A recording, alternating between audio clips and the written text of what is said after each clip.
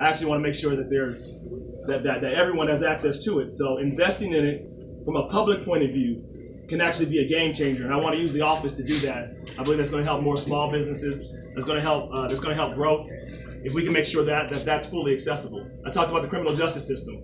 One of the first things I want to do is I'm going to bring a task force together, and we're going to really look top to bottom about how we lock people up, how much money we spend, bail reform, everything else, and look to see where can we actually reduce the amount of people in prison and actually look for cost savings that can be moved to invest in other things like education, high-speed broadband.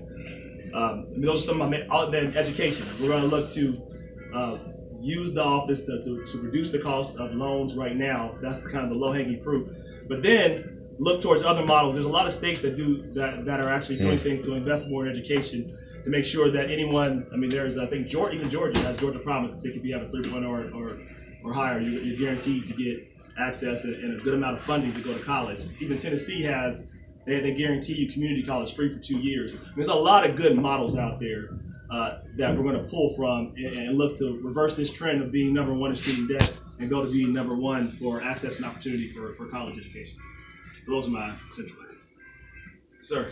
So my question is more personal. You have an opportunity to crisscross the state to inspire people with your own personal story. Sure. And we're all in this room because we all come with that hope that the candidate that is here with us can inspire and pave the way for us to be able to do what we do best, to serve our own communities. So what message of hope or any of those things can you provide to us today, but also as you crisscross the state and even when you become our next treasurer, how will you instill that hope in the work that you do to continue to pave the way for other people like myself and those here to pick up that work and maybe one day decide to run for office or to even help doing work in our own communities?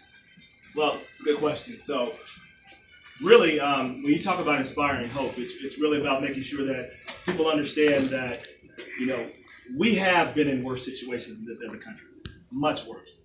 And so when, Donald Trump became president, there were a lot of the country that was impressed. Frankly, African Americans have been through much worse. We've been through much worse presidents, and we've looked at it to say we're going to get through this too.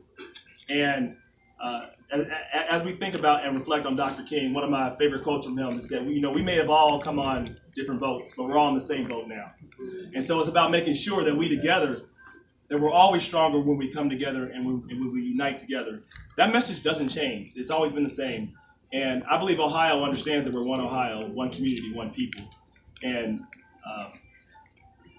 if I can make sure others know that we can do this together and be inspired, I do think that's going to continue to build. I remember the first time actually got a chance to meet, Barack Obama, and I knew when I met him that he had the ability to.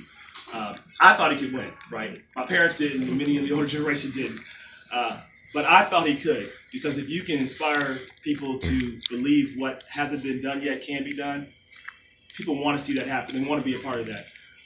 No one wants to be a part of just electing someone, just to elect someone to a position if they don't feel as if they're actually going to use that position to fight to improve things for people.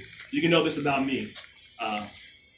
God willing, when I get there, I'm not going to change. I'm going to continue to fight for people, and I'm going to use that position to do everything I can to expand opportunities for you and others to step up, because we need more leaders. There's, when I hear people say, well, what are the Democrats going to do about this? Or what is somebody else?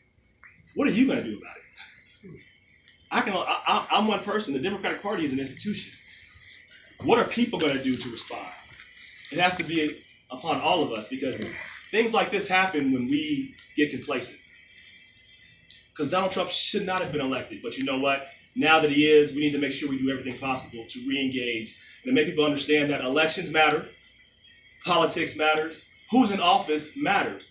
Because I heard people say it didn't matter that Barack Obama was in office. You think it didn't matter now?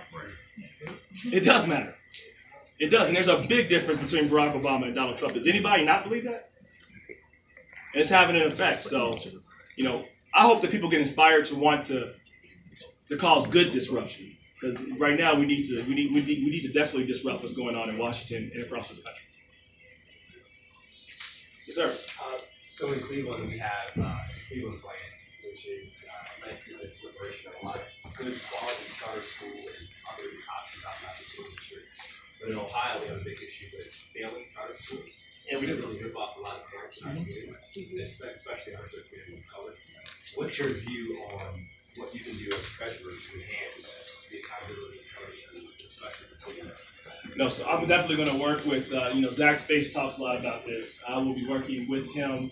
I'll be working with the Attorney General to hold them accountable. There's not much I can do within the office except highlight what they're doing wrong, really.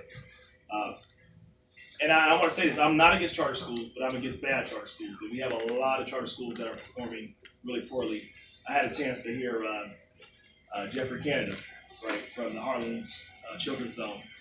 Obviously a good charter model, right?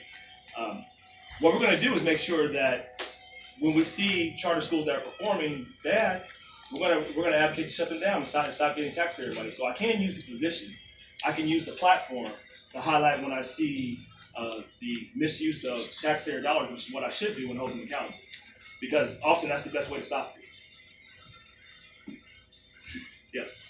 So my biggest question is, I think that, like you said, I understand that there's like a huge economic debt as far as with education is concerned. Yes. But I think one of the big things, because I travel a lot for my work, is that Cleveland is missing a lot of private opportunity as far as the major corporations that are like the finance sector and all types of different sectors that are available to people in Chicago, New York, Los Angeles and places like that. Considering that we are between Chicago and New York, I think that our private sector needs to be built up a lot more. So do you think that, one of the big things that, kind of get private companies to come back to Cleveland, and then also encourage minority, representation at those companies as well, So I think, I probably have a different view about courting companies than most people do, because I actually don't think a lot of what we do works. I think it's the same thing everyone else does. They're saying that you're going to,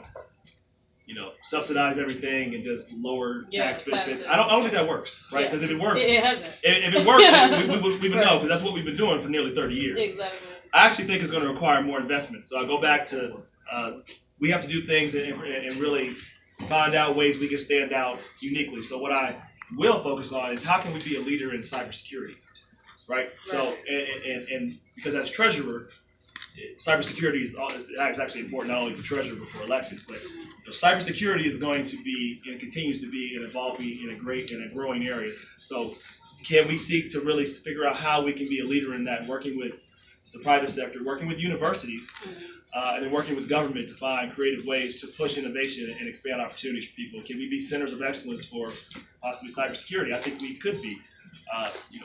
Blockchain technology, I don't want to get too into this, but as you look at, blockchain technology and what you can learn from the Bitcoin, I'd like to figure out how we can explore that.